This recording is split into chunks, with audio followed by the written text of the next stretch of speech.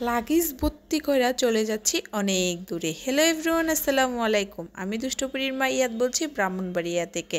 এসেছি আরও 2-3 দিন আগে, কিন্তু ভিডিও এডিট করার সময় পাচ্ছি না। এত ঘোরাঘুরি করছি, ভিডিও এডিট করে ভিডিও আপলোড দেবো, ওই সময়টুকু আমার হচ্ছে না। আসার সময় মাঝ রাস্তায় হয়ে গেল গাড়ি নষ্ট, খুবই বিরক্ত লাগছে। প্রায় 8 ঘন্টার গাড়ির জার্নি হয়ে গেল, এখন আমাদের 10 ঘন্টা। ছোট 2টা বাচ্চা নিয়ে হয়ে যাচ্ছে অনেক কষ্ট। এখন আমরা দাঁড়িয়ে ছিলাম অনেকক্ষণ।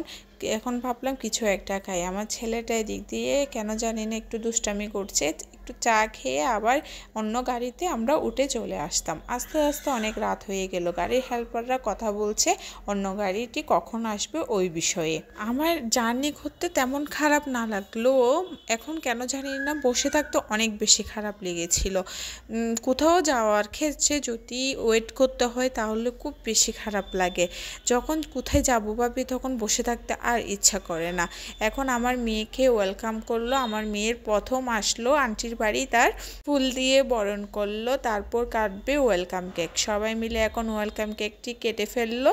আজকের ভিডিও এই পর্যন্ত। যদি আমার ভিডিও ভালো লেগে থাকে প্লিজ লাইক, কমেন্ট, শেয়ার দিয়ে আমার পাশে থাকবেন। আল্লাহ হাফেজ।